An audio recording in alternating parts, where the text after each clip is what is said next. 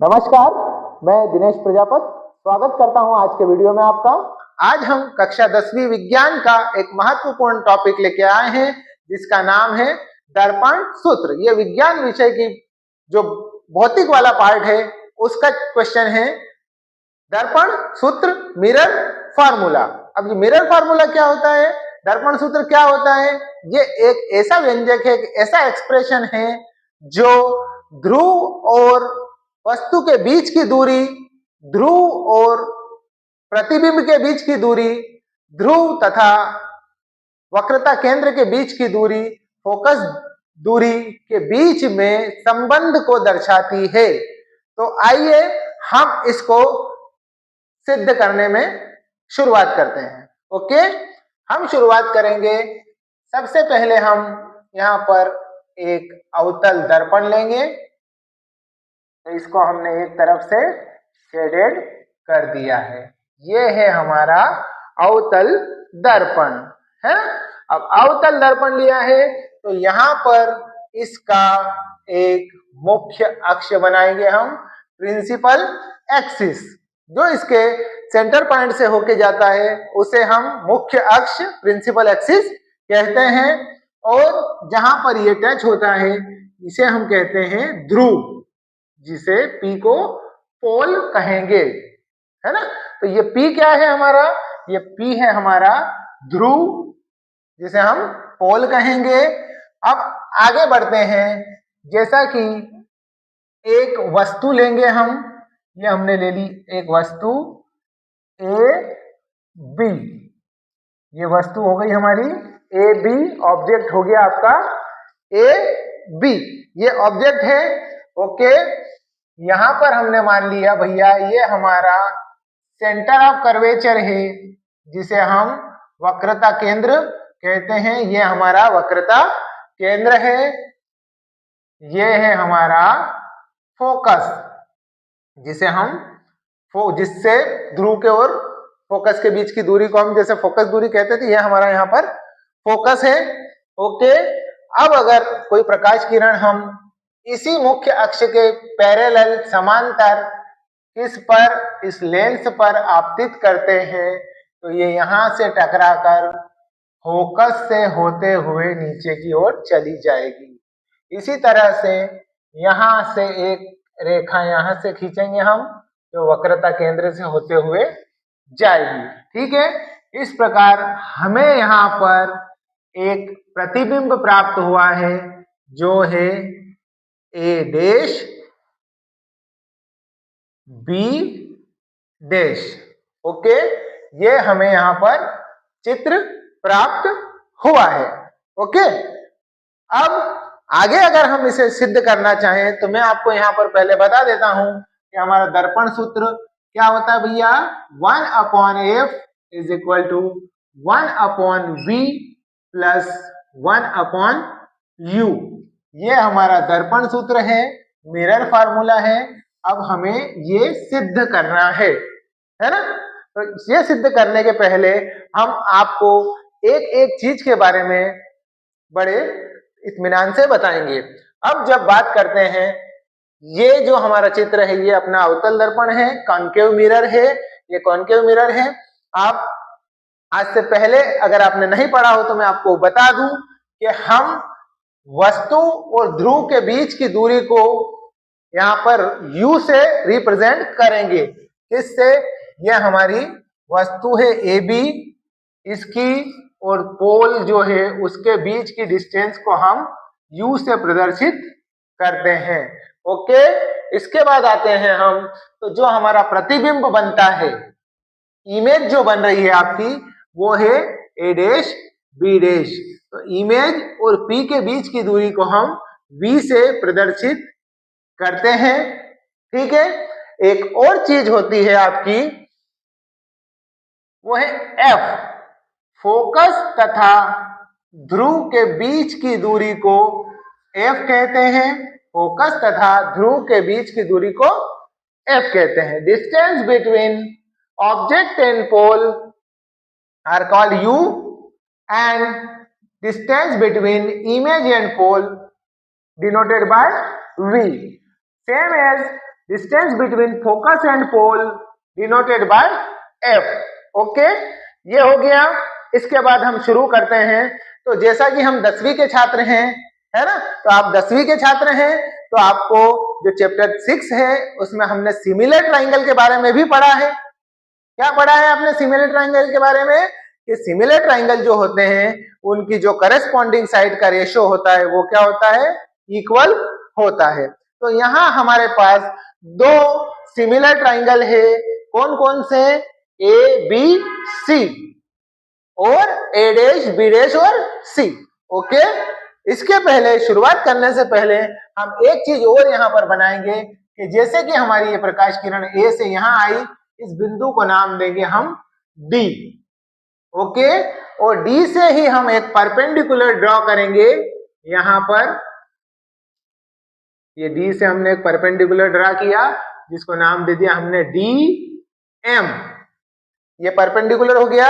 अभी जैसा कि मैंने आपको बताया है कि हम यहाँ पर समरूप त्रिभुज के बारे में बात करेंगे। दो समरूप त्रिभुज के जोड़े लेंगे, उससे आपका दर्पण सूत्र आ जाएगा। तो हमारे पास दो समरूप त्रिभुज की बात करें तो एक ये वाला त्रिभुज लिया है हमने, कौन सा? ए बी सी, और इसी के समरूप एक त्रिभुज है आपका ए डैश बी डैश सी। ओके, तो शुरुआत करते हैं। शुरुआत करेंगे हम इन दोनों त्रिभुजों को लेने से। तो हम यहां स्टार्ट करेंगे। In similar triangle,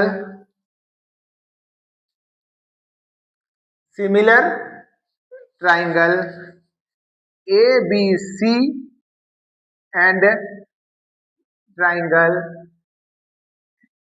A dash B dash C, ये दो समरूप त्रिभुज ले लिए हैं हमने। समरूप त्रिभुज ए बी सी और ए डैश बी डैश सी में। तो अभी जैसा कि मैंने आपको एक खासियत बताई थी कि समरूप त्रिभुज की ये खासियत होती है कि उनकी संगत भुजाओं का अनुपात बराबर होता है। तो यहाँ हम इन दोनों की संगत भुजाओं की बात करेंगे। इसके परपेंडिकुलर के अपॉन में हम इसका परपेंडिकुलर रखेंगे, यानी कि इस त्रिभुज के लंब के बटे में इस त्रिभुज का लंब। अब यहाँ इस त्रिभुज को देखते हैं हम। तो यहाँ मैं आपको थोड़ा सा एक जूम करके इस जो डायग्राम है इसको यहाँ पे बना के बता रहा हूं। इस तरह से हमारे पास दो ट्राइंगल बने हुए हैं, A B C A dash B dash. ठीक है, तो अभी जैसा कि हम इसको जूम करके आपको यहाँ पर रिप्रेजेंट कर रहे हैं, तो ये है आपका परपेंडिकुलर। तो इस त्रिभुज का परपेंडिकुलर और इसका परपेंडिकुलर हम रेशियो में लिखेंगे। ओके, यहां हमने लिख दिया है A B upon A dash B dash किसके इक्वल होगा? इसकी एक और जो करस्पॉन्डिंग साइड है इस ट्राइंगल का बेस और इस ट्राइंगल के बेस के रेशियो के रूप में इसके आधार के साथ अनुपात के बराबर होगा। ओके, लिख दें हम B C upon B dash C. ये इसके आधार के अपॉन में इस त्रिभुज का आधार आ गया है। इस तरह से हमें समीकरण 1 प्राप्त होती है।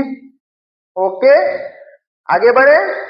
इसके बाद अब हमारे पास दूसरा त्रिभुज मैं यहाँ पर आपको एक और यहाँ पर बना के बता रहा हूं कि ये जो है हमारा दूसरा त्रिभुज, चित्र में अगर आपको स्पष्ट नहीं दिख रहा हो तो इसको थोड़ा मैं बड़ा करके यहाँ पे बना रहा हूं। D M F A dash B dash, ये दो त्रिभुज हो गए हमारे। यहां पर भी हम समरूपता की कसौटी का नियम ही लगाएंगे, दोनों त्रिभुज को लिखेंगे। क्या लिखेंगे भाई? ये भी समरूप त्रिभुज है। इन similar triangle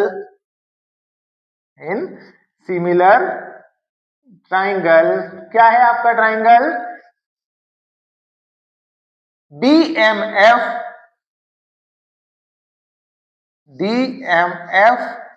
and triangle A dash B dash F, ये दो समरूप त्रिभुज हमें और मिले हैं। अब यहाँ भी हम वही नियम लगाएंगे जो अभी हमने पिछले दो त्रिभुजों में लगाया था। क्या लगाया था भैया कि इसके परपेंडिकुलर के अपॉन में इसका परपेंडिकुलर, इसके लंब के अपॉन में इसका लंब, आधार के अपॉन में इसका आधार। ओके, करते हैं शुरुआत। D M upon A dash B dash, ये परपेंडिकुलर और ये परपेंडिकुलर, डीएम के अपॉन में ए डैश बी डैश इक्वल। आगे बढ़ते हैं।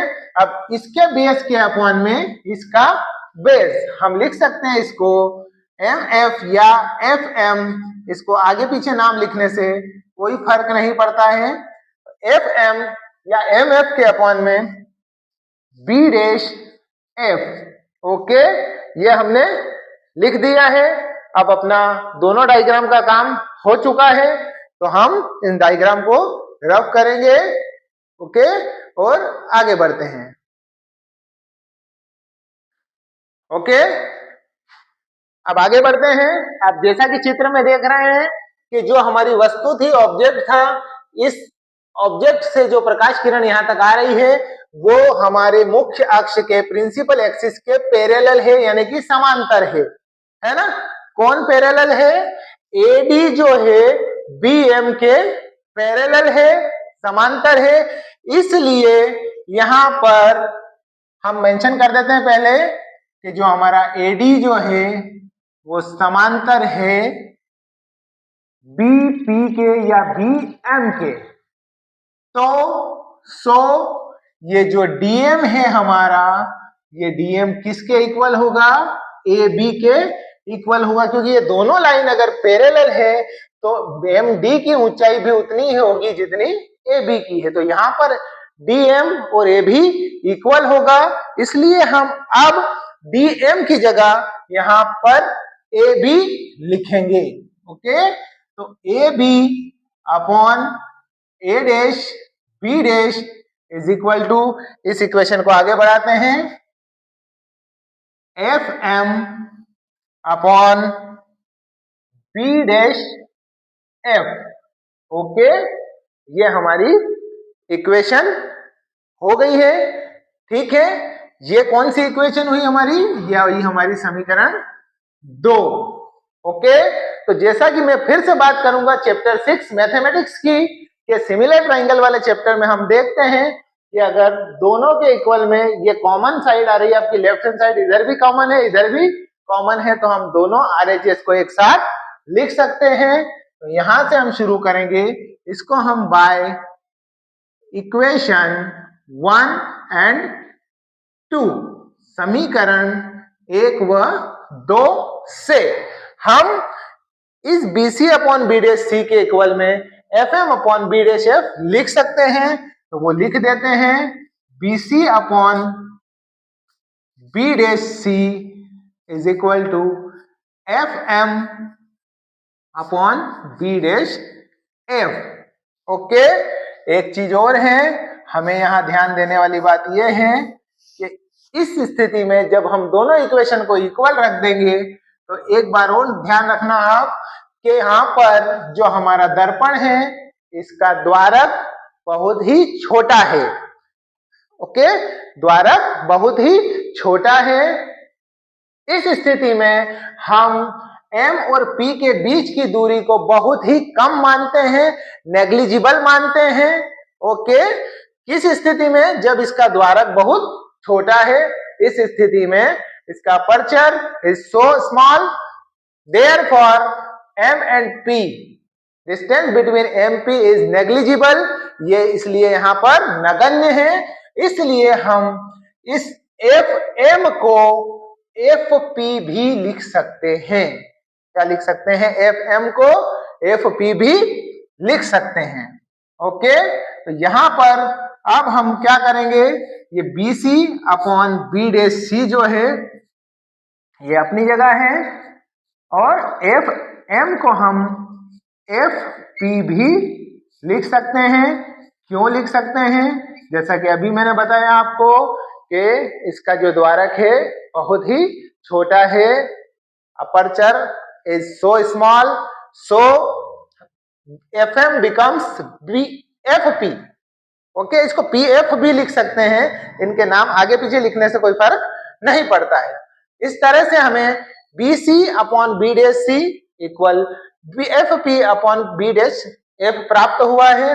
अब हमें क्या करना है इसके आगे हम ये जो वैल्यूज हैं हमारी कौन सी भैया, distance between pole and object, distance between focus and pole and distance between centre of curvature and pole, इन सब की वैल्यूज को इसमें पुट करना है। अब इस क्वेश्चन का सबसे कठिन भाग यही है, क्या है अब मैं आपको बताता हूं। देखिए, क्या आपके पास इस डायग्राम में डायरेक्ट BC की कोई वैल्यू है? BC की कोई वैल्यू नहीं है। तो एक बार यहां पे फिर आप नोटिस करना, ये है हमारा B, ये है आपका C और ये है आपका P।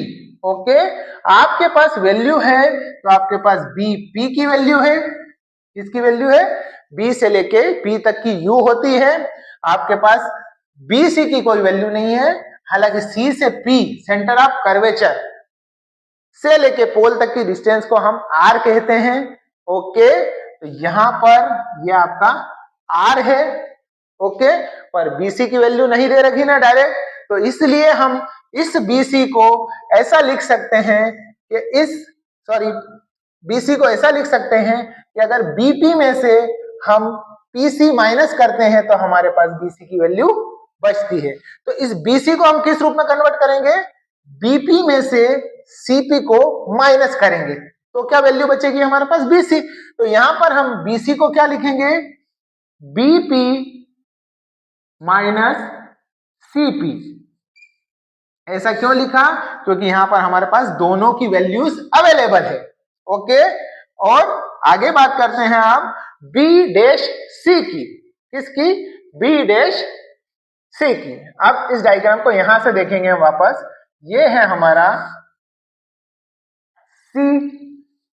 ओके, यहां पे है आपका P डैश और ये है आपका P। अब आपको ये भी पता है कि इन दोनों के बीच की डिस्टेंस R होती है, ये यहां पे है, और B dash P, B dash C, हमें किसकी वैल्यू निकालना है भैया?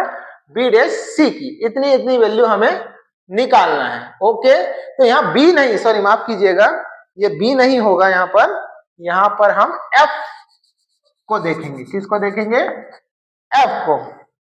ये है आपका F, इनके बीच की डिस्टेंस होती है F, ये आपको पता है। तो अगर हम B डैश C की वैल्यू को यहां पर डिस्क्राइब करना चाहते हैं तो हमें क्या करना पड़ेगा? एक तो हमें C से लेके P तक की वैल्यू रखना पड़ेगी, C से लेके P तक की वैल्यू, और एक हमारा जो था ये पर B डैश। ओके, अब ये B डैश क्या था अपना B डैश था प्रतिबिंब, जो इमेज बन रही थी AB के कारण वो।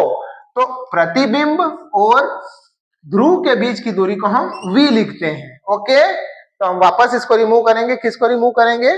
ये जो F लिख दिया है इसकी भी अभी जरूरत नहीं है, जरूरत अपनी पहले सही था कि हमें यहाँ पर जरूरत किसकी थी?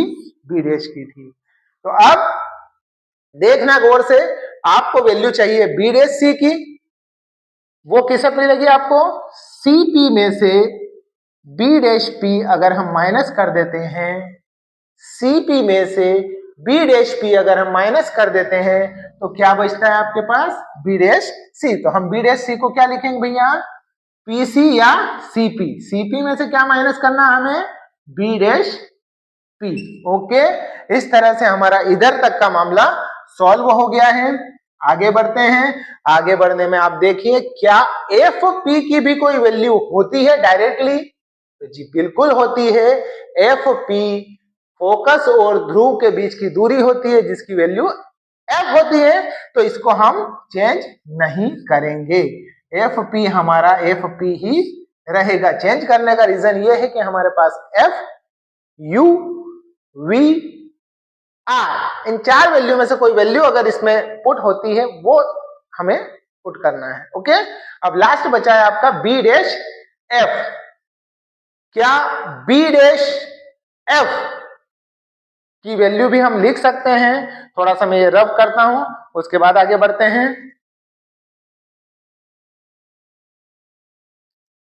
जैसा कि हमने बाकी सब में किया, ऐसा ही यहां पर हमें वैल्यू चाहिए अब बी डैश एफ की। तो बी डैश एफ की वैल्यू के लिए मैं फिर से यहां पर एक डायग्राम बना रहा हूं। ये हमारा बी डैश है, ये हमारा एफ है और ये हमारा पी है। ओके, तो आपको तो पता है कि बी डैश एफ की वैल्यू हमारे पास डायरेक्टली कुछ नहीं है, तो हम यहाँ पर इमेज और पोल के बीच की डिस्टेंस को v लिखते हैं। ओके, इसके बाद आगे बढ़ते हैं। यहाँ पर f और p की डिस्टेंस को f लिखते हैं, ये लिख दी हमने। अब यहाँ से हम फिर उसी पैटर्न से बी एफ के लिए एक इनकी आइडेंटिटी के हिसाब से फॉर्मूला तैयार करते हैं, B dash P minus F P, B dash P minus P F या F P, P dash P minus P F या एफ पी। ये हमारे पास ये वो सारे नंबर्स आ गए हैं जिसकी हमारे पास वैल्यूज हैं यू, वी, आर और एफ में से। ओके, अब बात करते हैं वैल्यू रखने की। तो मैं यहां पर आपको शॉर्ट में वैल्यूज बता देता हूं। बीपी, बीपी क्या है हमारा? बीपी होगा हमारा ऑब्जेक्ट और पोल के बीच की डिस्टेंस जो कि u है, और साइन कन्वेंशन के लिए हम बता सकते हैं कि जितनी भी चीजें लेफ्ट हैंड साइड में आ रही है वो नेगेटिव साइन के साथ आएगी, माइनस के चिन्ह के साथ आएगी। अगर राइट हैंड साइड में कोई मिरर के राइट हैंड साइड में बनते तो इनके साइन पॉजिटिव होते। तो अभी ये किधर आ रहे हैं? सारे के सारे फोकस लेफ्ट हैंड साइड में, बीपी लेफ्ट हैंड साइड में, इमेज लेफ्ट हैंड साइड में, सब लेफ्ट हैंड साइड में, मतलब सारी वैल्यूज नेगेटिव आएगी। अभी बीपी की वैल्यू क्या आएगी आपकी? बीपी होगा माइनस यू। ओके, रख देते हैं हम, बीपी की वैल्यू मैंने रख दी माइनस यू माइनस। अब सीपी की वैल्यू क्या होगी? सीपी, सीपी जो होता है आपका सेंटर ऑफ कर्वेचर और पोल के बीच की दूरी, वक्रता केंद्र और ध्रुव के बीच की दूरी को हम त्रिज्या कहते हैं, वक्रता त्रिज्या, जो कि आर से प्रदर्शित करते हैं। तो इसको वो भी क्या होगा आपका? माइनस का आर, ये लिख दिया मैंने माइनस का आर। ठीक है, अब एक बार फिर सीपी, सीपी फिर आपका मैंने लिख दिया माइनस का R minus B dash P. B dash P क्या है आपका? बी डैश पी हमारा प्रतिबिंब और ध्रुव के बीच की दूरी है जो कि v से प्रदर्शित करते हैं, पर मैंने कहा सारी चीजें यहाँ पर ऋणात्मक होगी, इसलिए ये v भी हमारा माइनस का v होगा। ओके, आगे बढ़ते हैं। एफ पी, फोकस और पोल के बीच की दूरी वो f कहते ही है, ये हो गया हमारा f upon B dash P, यानी कि यहां पर जो हमने बी डैश पी वैल्यू लिखी है वो है माइनस वी, वही वैल्यू हम यहां पर भी लिखेंगे minus V minus F P. क्या होता है भैया? एफ पी आपका वही फोकस और ध्रुव के बीच की दूरी, जो कि हमारी होती है, फोकस और ध्रुव के बीच की दूरी आती है आपकी माइनस एफ। ठीक है, ये हमने जो भी हमारे साइन की चिन्ह परिपाटी के नियम होते हैं उसके हिसाब से इनके चिन्ह लगा दिए हैं। बाकी आप यू, वी, आर, एफ के बारे में जान गए होंगे, है ना। आगे बढ़ते हैं, इसी चीज को और आगे बढ़ाते हैं। ये हमारा माइनस यू है, माइनस आर है, तो ये आर, दोनों चिन्ह एक समान है यहाँ पर, तो माइनस माइनस आपका क्या हो जाएगा? प्लस आर अपॉन, यहाँ पर आर माइनस का है तो माइनस का ही रहेगा, यहाँ पर माइनस माइनस फिर प्लस हो जाएगा v। ओके, आगे बढ़ते हैं। आपका f अपनी जगह पर, इन दोनों में माइनस v है, और ये जो f है ये फिर प्लस का होगा। ओके, एक और चीज आप जानते ही होंगे कि जो हमारा r होता है वो किसके इक्वल होता है? r जो होता है वो हमारे 2f के इक्वल होता है।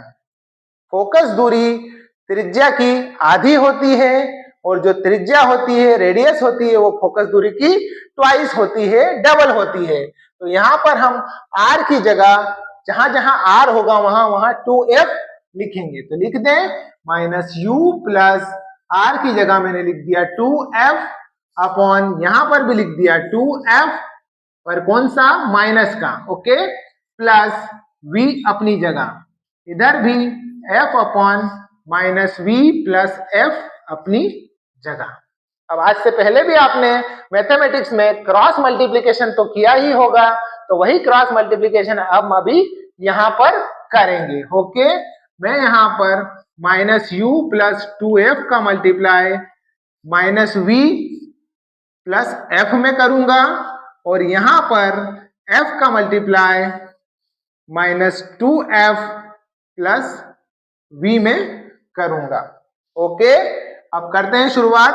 -u का मल्टीप्लाई अगर -v में होगा तो प्लस का uv मिलेगा आपको, और इसी -u का मल्टीप्लाई f में होगा तो माइनस का uf मिलेगा।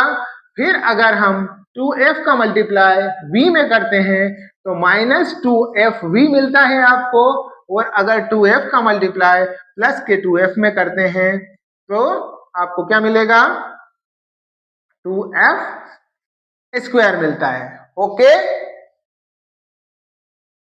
ओके, आगे बढ़ते हैं।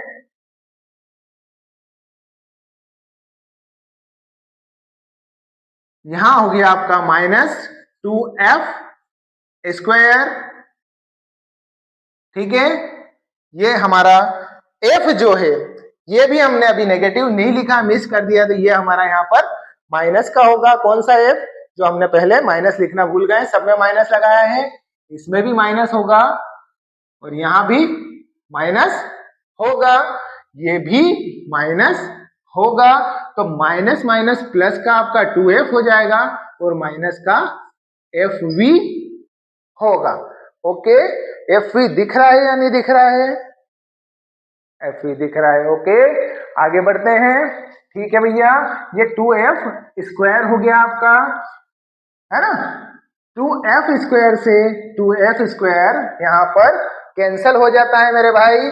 इसके बाद हम क्या करते हैं, ये हमारा uv है, uv अपनी जगह, uv अपनी जगह, माइनस uf भी अपनी जगह, और ये माइनस का 2fv उधर जाएगा, तो ये माइनस का 2fv क्या हो जाएगा, प्लस का 2fv। ओके, अब ये जो आपका uv minus uf is equal to, finally आपके पास क्या बचा है, 2fv में से fv गया तो आपके पास क्या बचा, fv। ठीक है, यहां तक आ गए। इसके बाद करना क्या है आपको, आपको इस पूरी इक्वेशन को uvf से डिवाइड करना है, divide by uvf, both side, दोनों तरफ हमें इसको uvf से डिवाइड करना है। ये uv को मैंने uvf से डिवाइड किया, ओके, माइनस uf को मैंने फिर से uvf से डिवाइड किया, इज इक्वल टू fv को मैंने uvf से डिवाइड किया। अब अगर यहाँ गौर से अगर आप देखते हैं तो uv से uv कैंसिल हो रहा है, यहाँ पर u से u कैंसिल हो रहा है, f से f कैंसिल हो रहा है, यहाँ पर f से f, v से v कैंसिल हो रहा है। ओके, तो फाइनली यहाँ पर क्या बच रहा है भैया आपका, यहाँ पर बच रहा है हमारा 1/f इज इक्वल टू, यहाँ पर क्या बच रहा है 1/v, ये 1/v उधर जाएगा तो 1/v हमारा किसका हो जाएगा भैया, ये हो जाएगा प्लस का, प्लस इधर बचा है हमारा 1/u। इस तरह से फाइनली आपके पास ये जो फॉर्मूला, ये जो रिलेशनशिप बन रही है, ये क्या है आपकी, ये है आपका दर्पण सूत्र, जो कि फोकस दूरी और ध्रुव और प्रतिबिंब के बीच की दूरी तथा वस्तु और पोल के बीच की, ध्रुव के बीच की दूरी को एक संबंध के रूप में दर्शाता है जिसे हम दर्पण सूत्र कहते हैं। ये आपका दर्पण सूत्र 1/f is equal to 1/b plus 1/u के रूप में आता है। ओके, एक बार में अगर आपको ये वीडियो समझ में नहीं आता है तो आप इसको एक बार रिपीट करके भी देख सकते हैं। हमने कोशिश की है, वीडियो बड़ा हुआ है, परंतु कोशिश ये की है कि आपको अच्छे से समझ में आ जाए। ओके, अगर आपको ये वीडियो अच्छा लगा, समझ में आया हो तो आप कमेंट बॉक्स में जरूर बताएं, ताकि हम आगे भी आपके लिए विज्ञान के जो फिजिक्स भाग के और भी कुछ वीडियो हैं वो भी हम आगे आपको भेज सकें। धन्यवाद।